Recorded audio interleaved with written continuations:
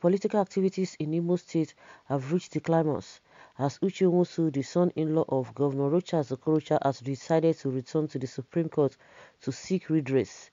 You may recall that Uche Nwosu was disqualified from running as the APC governorship candidate for the 2019 Imo elections, and he smartly moved to Action Alliance AA to pursue his political career. However, he went to court to dispute the actions of APC. Meanwhile, Uzodinma replaced him as the Imo APC flag bearer. Thankfully, the month of November 2019, the Supreme Court declared Uche Nwosu as the official candidate of the APC, and as the then Honorable Emeka Ihedioha was still governor. Surprisingly, Uzodinma went to court to contest Honorable Emeka Ihedioha's position, and on the 14th of January, the Supreme Court set aside Governor Emeka Ihedioha as governor and replaced him with Hope. This situation raised a lot of dust. However, the Supreme Court remained resolute with its stance. As we speak, Uche Nwosu has gone back to the Supreme Court to pray the court to honor its decision that declared him as the official candidate of the APC, as he was declared as the official before Hope Uzodinma was declared governor by the same Supreme Court. As a matter of fact, Uche Nwosu's case may see Governor Hope Uzodinma out of office, as the Supreme Court is infallible. Indeed, Imolites await the final verdict of the Supreme Court on this issue. Okay, but I don't know. Since I've been talking about this matter, when Uche Nwosu again surfaced, because at some point he was not really interested. I don't know whether it's because of this issue that the father-in-law is having with Hope Uzodinma. That is why they are coming out again, because I could remember vividly he was saying that he did not send anybody to go to court, on his behalf. Before now, that was when other people were coming out, when some lawyers coming out to ask the Supreme Court to be able to explain what really transpired. And for the fact that Uche Nwosu, I don't know what he was really expecting, because at some point he was singing the praises of Uzodinma himself. I know that they've been going back and forth, but at some point he was talking about, singing the praises of Uzodinma. I think I remember vividly. And I don't know what, again, prompted his action of seeking for redress, because at the end of the day, we know why all of these things are coming up. Of course, one will not really be surprised, of course, in him coming out again.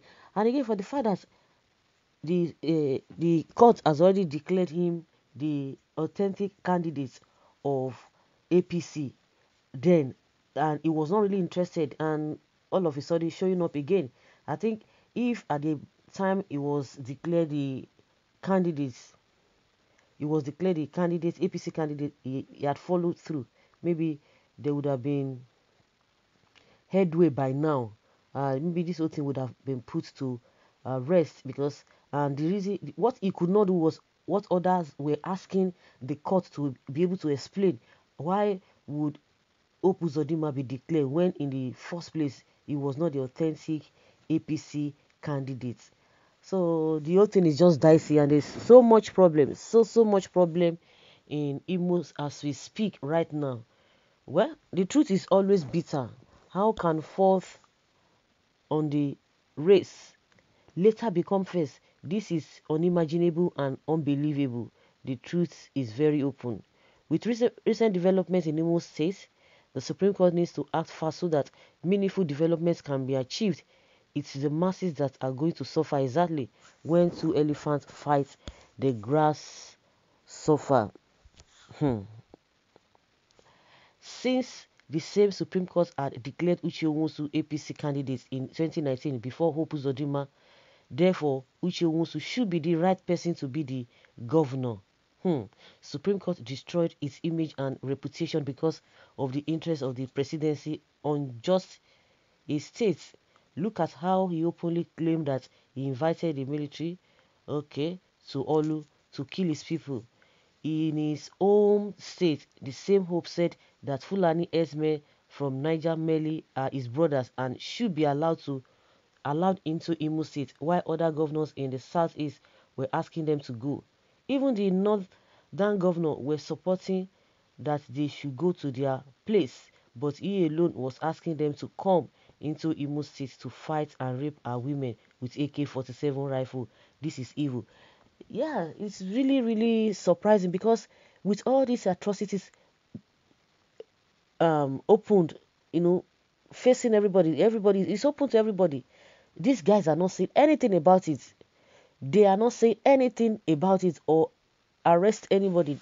But all they are saying is that, oh, nobody should talk to them. Nobody should talk to them. You know, with all these things that open the Uzodinma, and we've told him before, in as much, you believe you are there, but in the recess, people do not um a majority of the people are not really supporting you. Of course, you see that some of people will support him because of what they are going to get for him.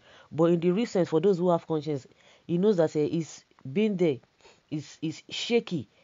He would have continued with what. And I said, if really you want that change, you have to win the people to your side.